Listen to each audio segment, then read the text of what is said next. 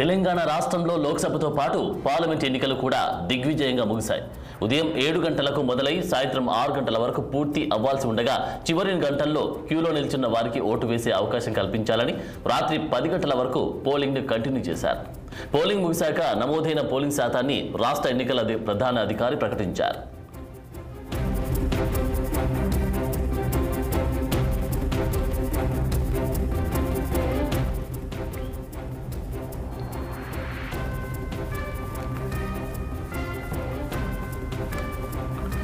తెలంగాణ రాష్ట్రంలో లోక్సభతో పాటు పార్లమెంటు ఎన్నికలు కూడా దిగ్విజయంగా ముగిశాయి. ఉదయం 7 గంటలకు మొదలై సాయంత్రం 6 గంటల వరకు పూర్తి అవ్వాల్సి ఉండగా చివరి గంటల్లో క్యూలో నిల్చున్న వారికి ఓటు వేసే అవకాశం కల్పించాలని రాత్రి 10 గంటల వరకు పోలింగ్ను కంటిన్యూ చేశారు.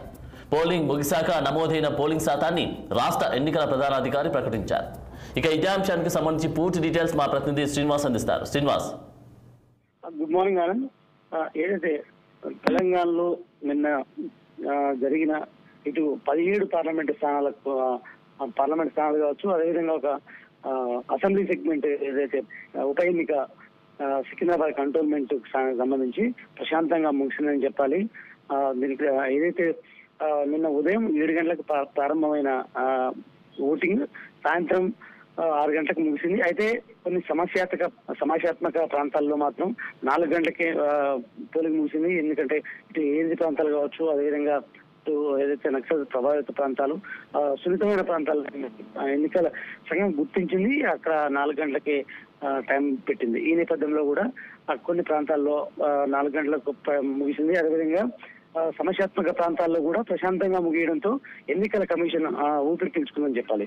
మొత్తంగా చూసినట్టయితే ఓవరాల్ గా తెలంగాణ వ్యాప్తంగా 64.87% పోలింగ్ నమోదైంది. అయితే 2019 కంటే ఈసారి 2.10% ఎక్కువ పడింది ఓటింగ్ నమోదైందని చెప్పొచ్చు.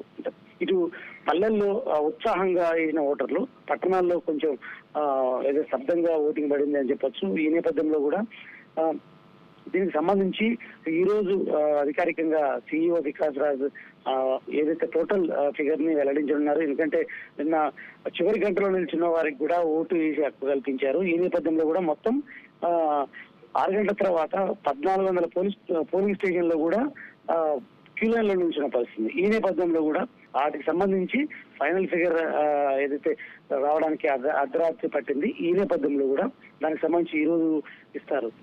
ఫైనల్ గా వెల్లడించే అవకాశం ఉందని చెప్పొచ్చు. అత్యధికంగా ఏదైతే భువనగిరిలో 76.47% పడింది. అత్యల్పంగా హైదరాబాద్ లో 45.14% పడిందని చెప్పొచ్చు. అంటే ఏదే ఇటు ప్రధానంగా ఇటు సికింద్రాబాద్ విషయానికి వస్తే కూడా 50% దాటలేదు. ఎందుకంటే అక్కడ సెటిలర్స్ ఎక్కువ ఉండడం, అదేవిధంగా వాళ్ళు ఏదైతే ఇటు ఈ ఆంధ్రప్రదేశ్ కు వెళ్లి ఓటింగ్ పోవడంతో అక్కడ ఓటింగ్ శాతం తగ్గిందని కూడా అధికారులు భావిస్తున్నారు. మొత్తం 7 సెగ్మెంట్లలో కూడా 70% పోలింగ్ నమోదైందని చెప్పొచ్చు. ఇటు చేవెళ్ల మల్కాజిగిరి, అదేవిధంగా సికింద్రాబాద్ లో మాత్రం ఇటు చేవెళ్ల మల్కాజిగిరిలో 55%, అదే సికింద్రాబాద్ లో 50% నమోదైందని చెప్పొచ్చు. అంటే గత అసెంబ్లీ తరహాలో కూడా పట్టణాల్లో అదేవిధంగా పట్టణాల్లో తక్కువ పడడం ఓటింగ్ శాతం, పట్టణాల్లో ఎక్కువ పడడం, పల్లెల్లో తక్కువ శాతం పడిందని చెప్పొచ్చు. అయితే మొత్తంగా ఏదైతే ఈ ఎన్నికల్లో కూడా ఓవరాల్ గా నిన్న ఏదైతే వికాస్ రాజ్ చెప్పిన ప్రకారం ఒక్కరోజే 400 ఫిర్యాదులు అందాయి. అదేవిధంగా 38 ఎఫ్ఐఆర్లు కూడా చేసినట్టు కూడా సిఇఓ వికాస్ రాజ్ చెప్పారు. ఏదైనా సరే మొత్తానికైతే రీపోలింగ్ జరిగే అవకాశం లేదంటూ కూడా చెప్పిన పరిస్థితి. ఈ నేపథ్యంలో కూడా 17 పార్లమెంటు స్థానాల్లో కావచ్చు, అదేవిధంగా ఇటు సికింద్రాబాద్ కంటోన్మెంట్ అసెంబ్లీ ఉప ఎన్నిక కావచ్చు ప్రశాంతంగా ఓటింగ్ జరిగిందని చెప్పొచ్చు. ఆనంద్, శ్రీనివాస్, మరి మీరు చెప్పిన విధంగా పట్టణాల్లో మాత్రం ఎక్కువ శాతం పోలింగ్ నమోదైంది, పల్లెల్లో మాత్రం నమోదవ్వలేదు ఎక్కువగా అన్నట్టుగా మీరు చెప్తా ఉన్నారు. మరి దీనికి సంబంధించి అంటే దీనికి ప్రధాన కారణం ఏమైనా ఉండొచ్చు అంటారా? పట్టణాలు అంటే ఎప్పుడు ఏ ఎన్నిక చూసినా కూడా అదే విధంగా కనిపిస్తుంది. ఎందుకంటే ఈ ప్రధానంగా అర్బన్ ప్రాంతాలకు సంబంధించి ఓటర్లు ఉత్సాహంగా ఉండకపోవడం, అదేవిధంగా అంటే ఎంప్లాయీస్ అవ్వడం, దీంతో పాటు అంటే వివిధ అంటే దూరాలు అంటే వేరే ప్రాంతాల్లో ఉండి రాకపోవడం, ఇవన్నీ కారణాలుగా కూడా చెప్పొచ్చు అనమాట. ఎందుకంటే ఇప్పుడు ఏదైతే ఉద్యోగ నిమిత్తం కావచ్చు, అదేవిధంగా ఇటు వేరే బతుకుదెరువు నిమిత్తం వేరే దూర ప్రాంతాలకు వెళ్ళిన వాళ్ళు కూడా రాకపోవడం అనేది ఇవన్నీ సర్వసాధారణంగా కనిపిస్తున్న పరిస్థితి. ఈ నేపథ్యంలో కూడా ఎప్పుడు కూడా ఈ పర్సంటేజ్ అంటే డిఫరెన్సెస్ కనిపిస్తుంది అనమాట. మొత్తంగా ఆ విధంగానే కూడా పట్టణాల్లో ఎప్పుడు తక్కువ నమోదవడం, గ్రామీణ ప్రాంతాల్లో మాత్రం ఉత్సాహంగా కనిపిస్తుంది. సేమ్ ఇదే ఈసారి కూడా రిపీట్ అయిందని చెప్పొచ్చు. అదేవిధంగా కొత్తగా నమోదైన ఓటకు అంటే వచ్చిన ఓటర్లు కూడా ఉత్సాహంగా ఈ ఓటింగ్ లో పాల్గొన్నారు. వారి పర్సంటేజ్ కూడా ఎక్కువ ఉందని చెప్పొచ్చు. మొత్తంగా చూసినట్టయితే ఇటు అర్బన్ ఏదైతే హైదరాబాద్ సికింద్రాబాద్ సెగ్మెంట్ లో, ఇటు హైదరాబాద్ పార్లమెంట్ విషయానికి వస్తే మాత్రం అక్కడ ప్రత్యేకంగా అంటే ఎవరు బయటికి రాకపోవడంతో ఓటు ఎక్కువ వినియోగించుకోవడానికి మరి డోర్ కట్టి ఓటు వేయడానికి రావాలంటూ కూడా door to door voting campaign కూడా చేసిన పరిస్థితి. సో అంటే ఆ విధంగా కొన్ని ప్రాంతాల్లో ఆ విధంగా కనిపించింది. గ్రామీణ ప్రాంతాల్లో మెజార్టీ కనిపించింది.